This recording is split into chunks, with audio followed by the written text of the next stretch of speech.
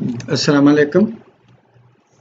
We are doing the chemistry of carbohydrates, and उनका card is the introduction to the carbohydrates. Carbohydrates को introduction भी है, books ने वैसे हेडिंग भी यही दिया हुआ है. In enantiomers or the stereoisomers,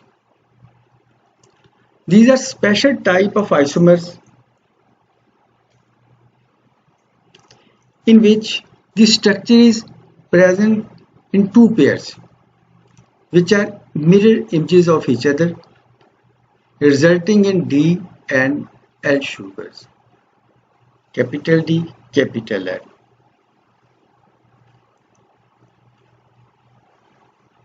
All carbohydrates contain at least one chiral asymmetrical carbon. Asymmetric carbon, as you know, it's a carbon linked to four different atoms or groups.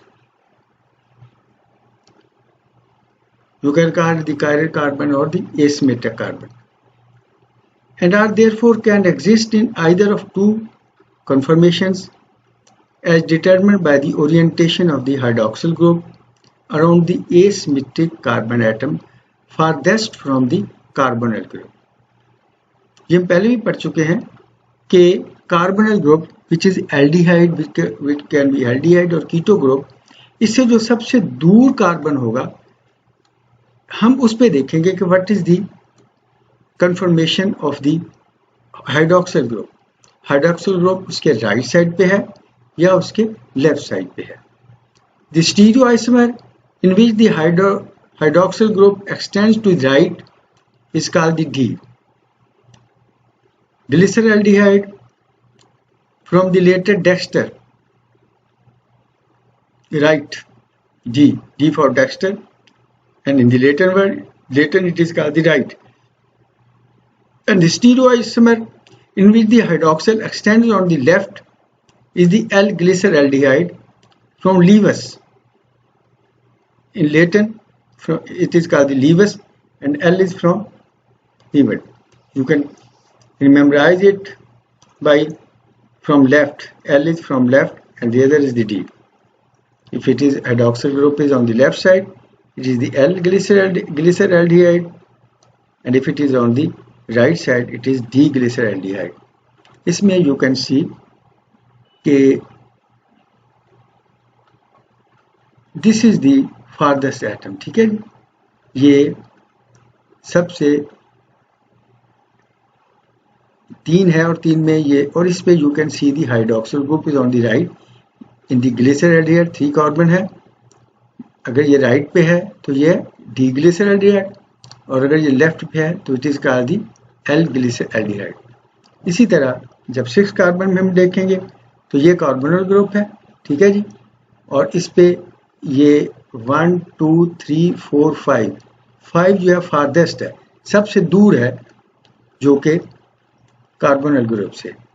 तो it mean you can see that सबसे दूर जो है farthest it is the carbon number 5, और hydroxyl is on the left, it is the D, right it is the D, and if it is on the left it is the L glucose. Then what are the reducing sugars? If the hydroxyl group on the anomeric carbon when it will cyclize या हेमीएसिटाइल या हेमीकेटाइल, हेमीएसिटाइल होगा aldehyde के साथ जब ये react करेगा, और हेमीकेटाइल जब ये कीटो ग्रुप के साथ, कीटोन के साथ रिएक्ट करेगा, तो there is a creation of a new asymmetric carbon atom. पहले आप देखें कि ये एसिमेट्रिक कार्बन एटम नहीं थी जो कार्बोनिल की कार्बन है, लेकिन जब इसने रिएक्ट किया तो it also becomes a symmetric carbon atom. तो जब ये एसिमेट्रिक कार्बन एटम बन जाएगी तो it is called the anomeric carbon. Of a cyclized sugar is not linked to another compound by a glycoside bond, the ring can be open. अगर ये किसी और के साथ ग्लाइकोसाइड बॉन्ड नहीं बना रही तो इसका मतलब है कि this link can be open. तो you can call that it is a reducing sugar. The sugar can act as a reducing agent and is termed as a reducing sugar. इसको आपने याद रखना है क्योंकि ये यूनिवर्सिटी क्वेश्चन है. Hydroxyl group on the anomeric carbon of a cyclized sugar, if it is not linked to another compound by a glycoside bond, the ring can be opened, and so such sugar can be act as a reducing agent and is termed as a reducing sugar. Such sugars can react with chromogenic agent, which can produce colors, जो colors बना सके. For example, Benedict's reagent और Fallon's solution. Benedict's ये जो urine में glucose का detection थी, ये बेनेडिक्ट से हम करते थे, अभी भी ये आपके प्रैक्टिकल में है. Causing the reagent to be reduced and colored. इससे रिएजेंट रिड्यूस हो जाएगा क्योंकि ये जो रिड्यूसिंग शुगर है जो उस रिएजेंट के साथ एक्ट कर जाएगी और there will colour will be change with the aldehyde group of the acyclic sugar become oxidised. Only the state of oxygen in the aldehyde group determines if the sugar is reducing or non-reducing. Reducing sugar. Reaction involving monosaccharide. The sugar is reducing if the oxygen of the anomeric carbon, which is the carbonyl carbon, is not attached to any other structure. So glucose, galactose and fructose, these are reducing sugars, while sucrose is not a reducing sugar. Reducing, अब sucrose क्यों नहीं है? Because sucrase is a non-reducing sugar because the monosaccharide units attached together by a glycoside linkage between C1 of the alpha glucose and C2 of the beta fructose. Since the reducing group of the glucose and fructose are involved in glycoside bond formation, so it is not reducing sugar. ये दोनों group जो है ये involve है bond formation में. कोई bond नहीं है हमारे पास जिससे कोई और बॉन्ड बन सके. देन द अपॉन रिडक्शन, जब रिड्यूस ग्लूकोज की रिडक्शन पे अल्कोहल सॉर्बिटोल इज फॉर्म. इसकी क्लिनिकल सिग्निफिकेंस भी आ जाती है एग्जाम में कि ये कैटरेक्ट फॉर्मेशन जिसको स्फैल्मोथिया कहते हैं उसमें ये इन्वॉल्व है. अपॉन ऑक्सीडेशन, जब रिडक्शन में तो क्या होगा sorbitol, but if there is oxidation glucose form sugar acids, तो इससे क्या बनेगा शुगर एसिड्स बन जाएंगे. ग्लूकानिक एसिड बन सकते हैं which is aldonic acid, then glucuronic acid बन सकता है which is uronic acid, and then glucaric acid बन सकता है विच इज सैक्रिक एसिड. यहां पे आप देख सकते हैं कि ग्लूकोनिक एसिड, इस formation needs oxidation at carbon number 1. अगर कार्बन नंबर 1 पे ऑक्सीडेशन हो रही है तो it is the gluconic acid. और उसके बाद if the formation needs oxidation at carbon number 6, अगर कार्बन नंबर 6 पे हो रही है तो then it is the glucuronic acid.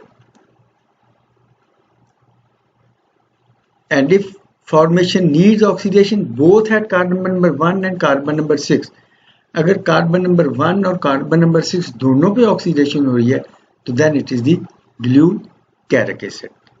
ये तीनों के स्ट्रक्चर आपने याद करने हैं और ये ऑक्सीडेशन रिडक्शन पे ऑक्सीजन रिडक्शन दोनों आ जाती हैं.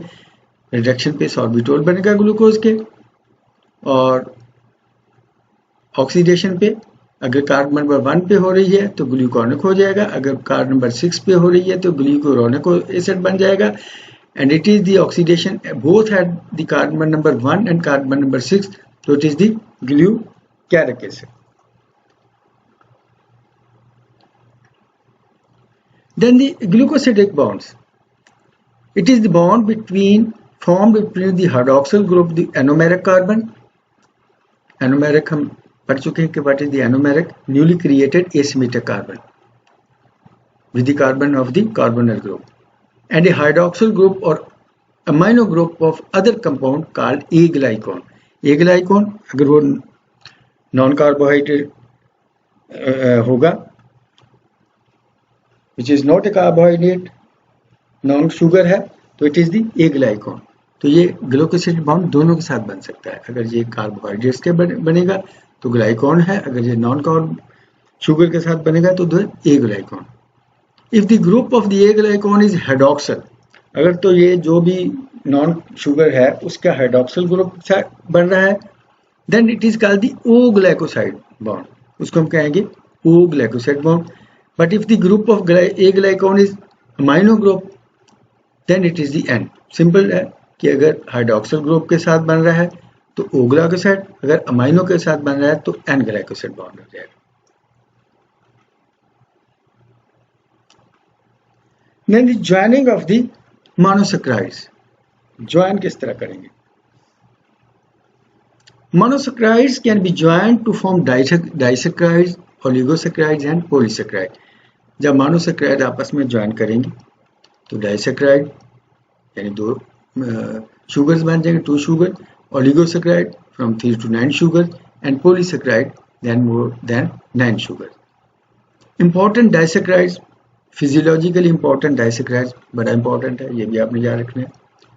ये है lactose which is form by the galactose and glucose, then the sucrose which is formed by the glucose and fructose, and the maltose which is formed by the glucose and glucose.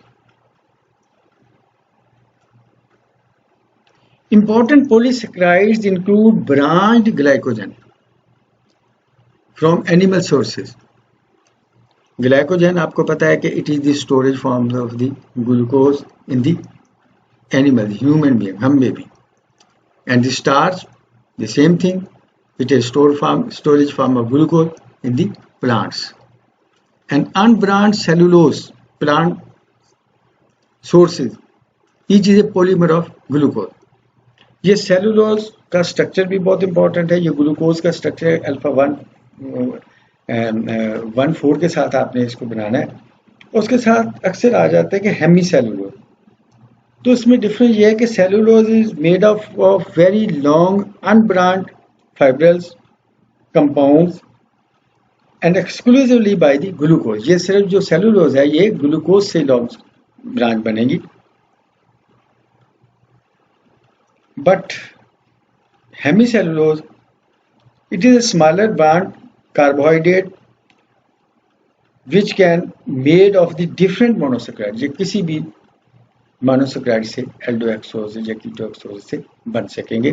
तो ये different, उसमें सिवाय glucose के अलावा sucrose भी हो सकता है, गैलेक्टोज भी हो सकता है, कुछ भी हो सकता है. तो वो जो है ना दैट हेमिसेलुलोज, ये 30% के करीब होता है.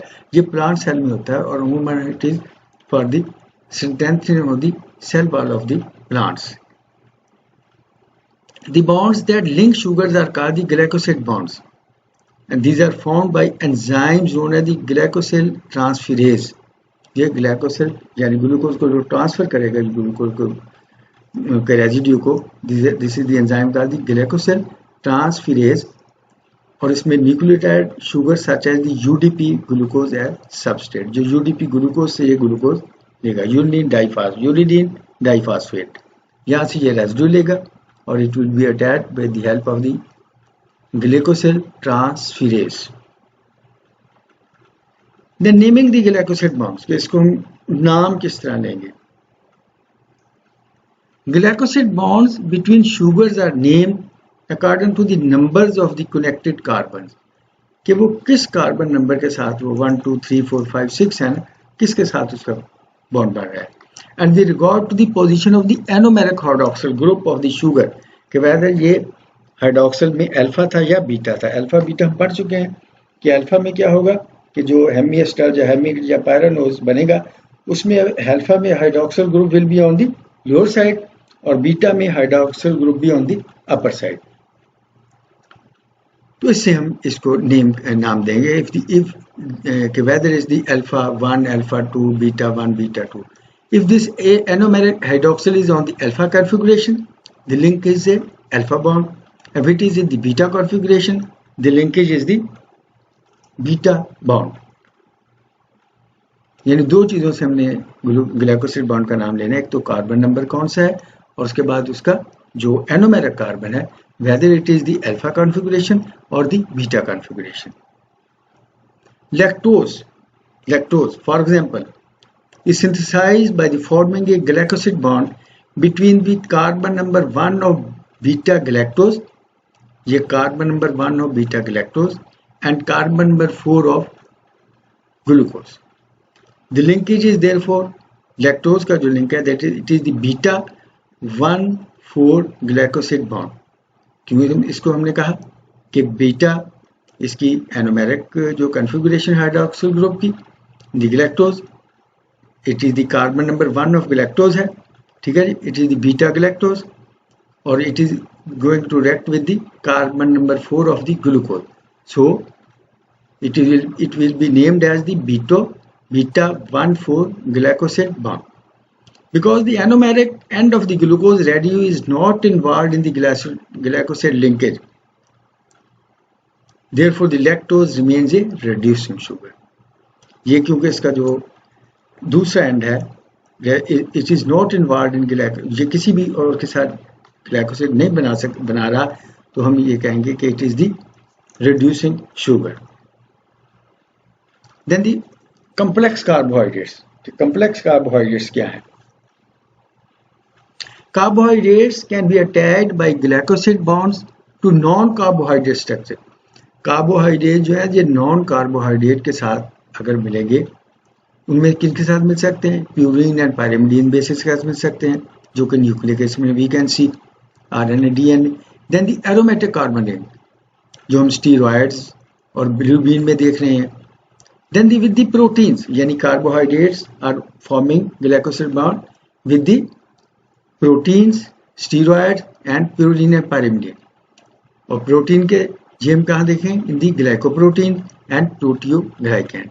And then in the lipids, in the glycolipids.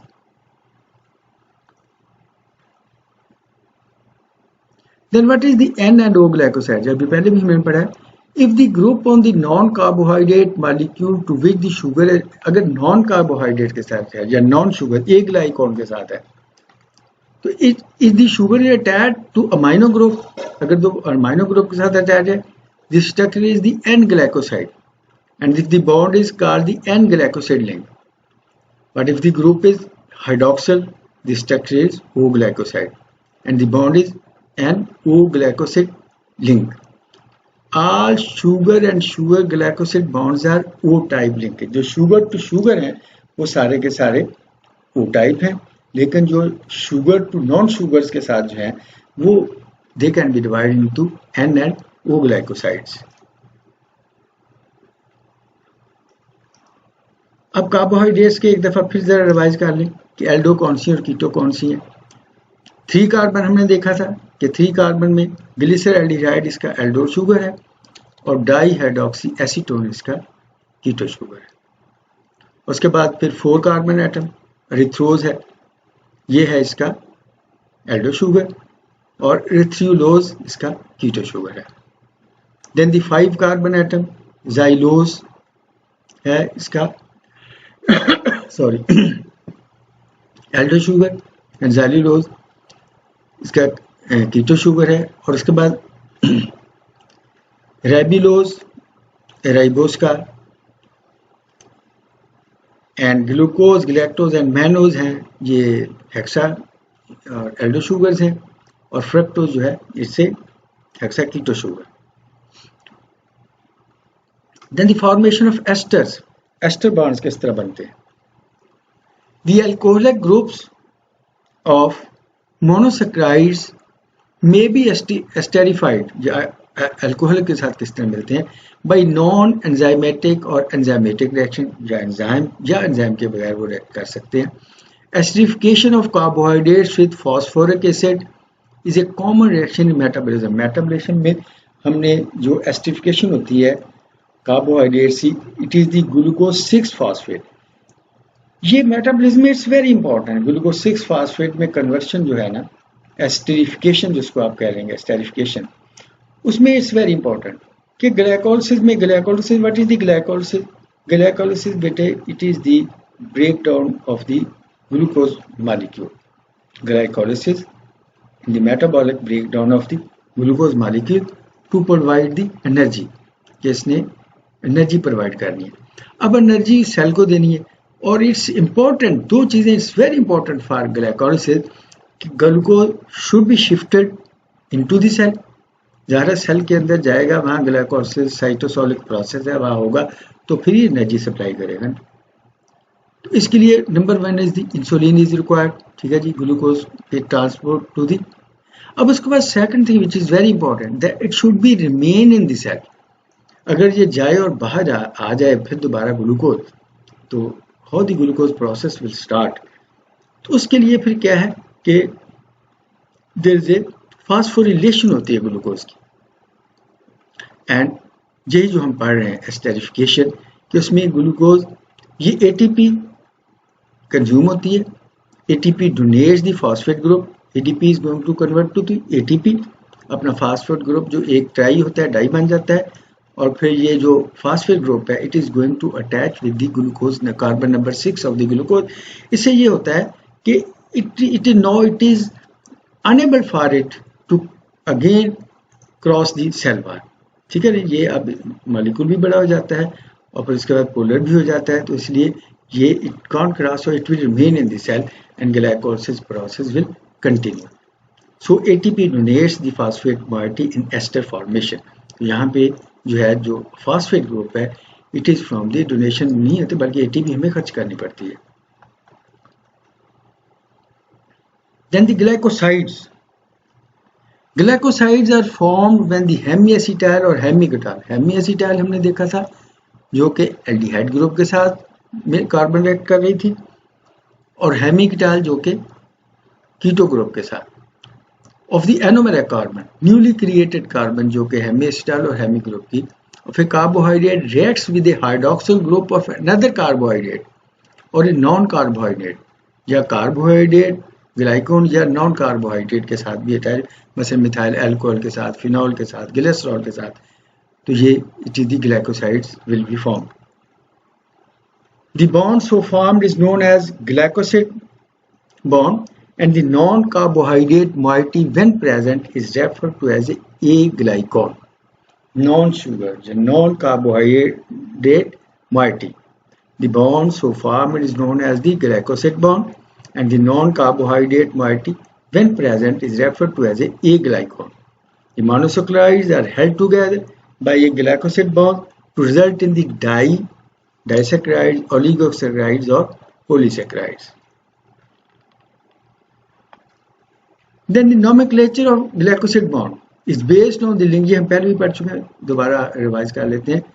On the linkages between the carbon atoms and the status of the anomeric carbon पे अल्फा और बीटा का क्या स्टेटस है. एनोमेरिक कार्बन जो न्यूक्लियर क्रिएटेड एसिमेट्रिक कार्बन, पहले carbon number 1 जो carbonyl group थी उसके साथ 4 डिफरेंट एटम लिंक नहीं या ग्रुप लिंक नहीं कर रहे थे, लेकिन जब इसने दूसरे कार्बन के साथ रिएक्ट किया तो 4 डिफरेंट ग्रुप्स लिंक करने शुरू हो गए. It mean that there is a creation of another asymmetric carbon जिसको हम कहेंगे एनोमेरिक कार्बन. इस एनोमेरिक कार्बन पे हमने देखना है कि अल्फा जो है हाइड्रोक्सिल ग्रुप जो है वो कार्बन नंबर 1 पे जो एनोमेरिक कार्बन है ये on the lower side of ये है उसके पैरानोज के या फिनोनोज के या अपर साइड पे है. If it is on the lower side तो ये क्या होगा, it is the alpha carb. और अगर ये हाइड्रोक्सिल अपर साइड के हो तो it is the beta. Hydroxyl group lower side and beta the hydroxyl group on the upper side. For instance, lactose which is formed by a bond between the carbon number 1 of B galactose, lactose किस तरह बन रहा है, carbon number 1 of beta galactose and carbon number 4 of glucose is named, इसको हम क्या कहेंगे, beta 1,4 glycoside link.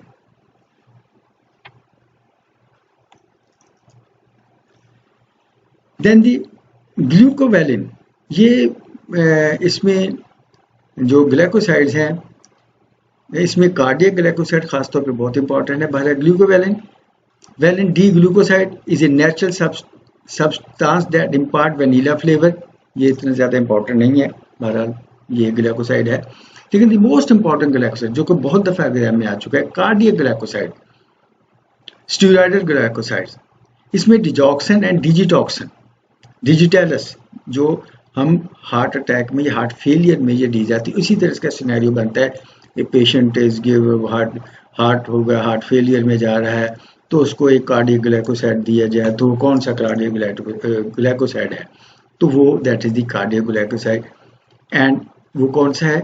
It is the digoxin. Digitoxin contain the A ग्लाइकोन steroid. इसमें स्टीरॉयड एज ए ग्लाइकोन होगा and they will stimulate the muscle contraction.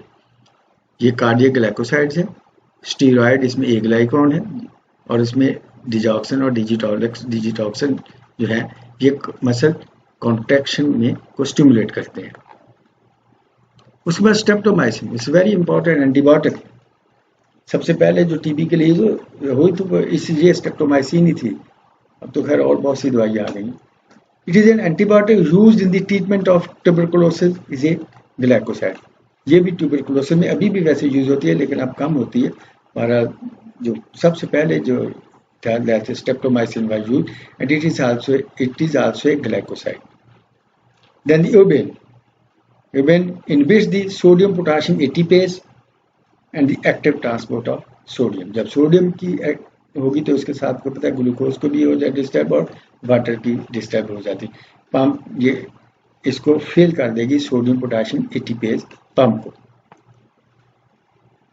Thank you very much. Next, inshallah, we will start from the significance of the important monosaccharide.